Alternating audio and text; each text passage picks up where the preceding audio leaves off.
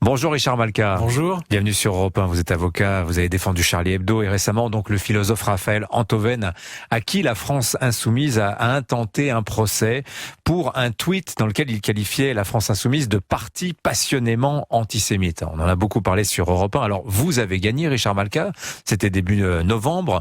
Raphaël Enthoven a été relaxé et vous publiez chez Grasset donc votre plaidoirie Passion antisémite. C'est un petit livre court, dense, nerveux. Il y a beaucoup de pièces du dossier que vous avez joint donc à la plaidoirie. Pourquoi publier ce texte, Richard Malka? Pourquoi rendre tout cela aussi public et finalement le figer dans le marbre littéraire, hein? Parce que ça dépasse de loin l'intérêt d'une salle d'audience. Ça concerne, c'est un débat de société, c'est un problème majeur qui est le symptôme d'une société qui va pas très bien.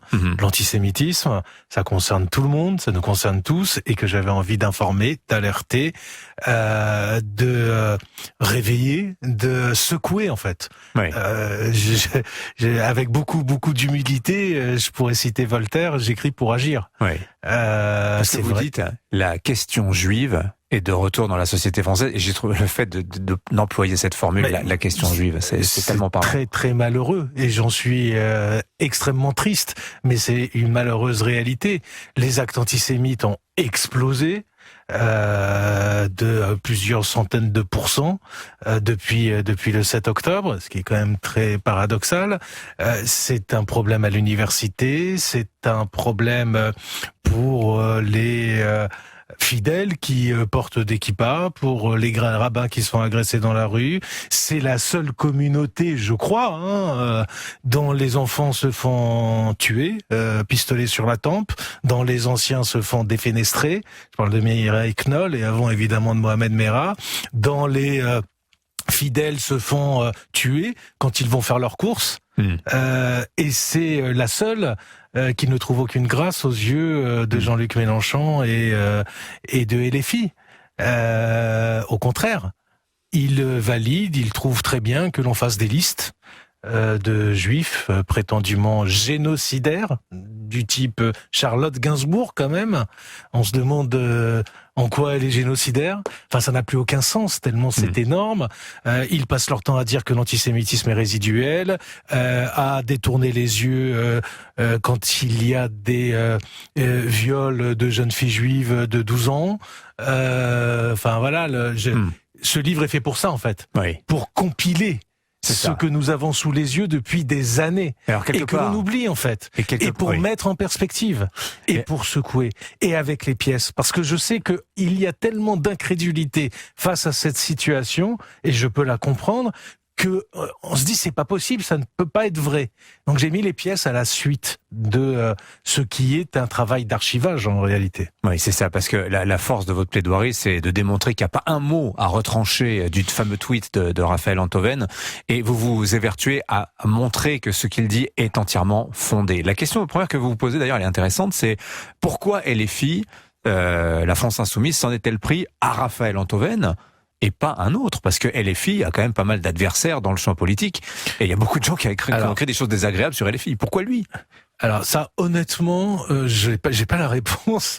J'aimerais beaucoup l'avoir. C'est la première question que je me suis posée. C'est la première question que j'ai posée à mon client, parce qu'il y a des milliers de personnes jusqu'au président de la République qui ont qualifié ce parti d'antisémite. Parce qu'à un moment, ça commence à se voir quand même. Ouais, Philippe Val, Michel Onfray, Étienne Jarnel, Aurore Berger, Clémentine Autain, Christophe Castaner, le journal Le Monde, etc. Et dont Emmanuel Macron, effectivement.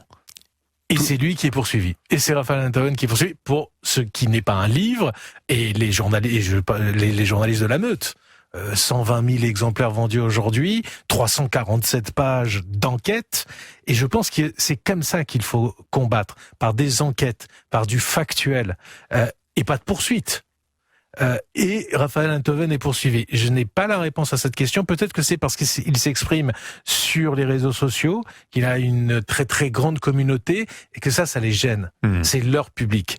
Ça, ils n'aiment pas ça. Peut-être qu'il représente tout ce qu'ils détestent. Je sais pas. J'ai pas la réponse, mais par contre, ce qui est intéressant, c'est que c'est toujours le même procédé. On veut empêcher de parler. des phénomènes sectaires ou des phénomènes des radicaux ou des fanatiques. Vous pensez que c'est ce que recherchait LFI ? On veut empêcher de parler. Oui. Et on veut y compris empêcher un intellectuel qui est engagé dans le débat public de dire que ce parti est violent. Parce que ça portait pas que sur passionnément antisémite, mais aussi sur le mot violent. Voilà quelqu'un qui se réclame du bruit et de la fureur et qui fait un procès à quelqu'un qui dit mais ce parti est violent. C'est inquiétant parce qu'on se dit mais s'ils étaient au pouvoir, que ferait-il de la liberté d'expression ? Alors sur l'antisémitisme, pour montrer quelques-unes des choses que vous avez compilées, parce que finalement ce travail vous n'avez fait que rassembler des pièces qui étaient finalement là sous nos yeux, et vous avez dit il y a une forme d'incrédulité à concevoir qu'un parti autorisé puisse être antisémite. Vous racontez que pendant la campagne des Européennes, c'est dans le fameux livre La Meute, pendant la campagne des Européennes l'année dernière, les militants de LFI avaient un super argument quand ils allaient dans les quartiers populaires. Ils disaient aux gens en porte-à-porte, vous allez quand même pas voter pour un juif. Allusion à Raphaël Glucksmann, c'était lui que défendait Raphaël Enthoven dans ce fameux tweet dans lequel il qualifiait LFI de parti passionnément antisémite. Bah oui, on en est là. C'est incroyable. Vous allez quand même pas voter pour un juif. Vous allez quand même pas voter pour un juif. On en est là dans les arguments. Et vous savez, je suis très étonné de ce qui se passe depuis ce procès et depuis quelques jours que l'on parle de ce livre et qu'il est publié.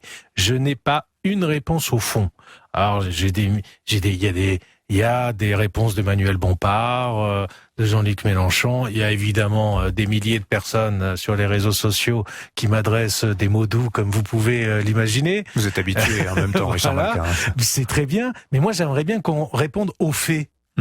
Aux faits, parce que ce n'est qu'une collection de faits. Et ils osent dire, mais il n'y a pas d'argument. Mais alors, je vais leur dédicacer peut-être, je vais leur envoyer pour qu'ils le lisent s'ils n'ont pas les euros nécessaires pour l'acheter. Et il n'y a que des faits. Il y a 100 pages de faits. Oui. J'aimerais qu'on me réponde. Les blagues sur les fours, le mot de diaspora. Voilà.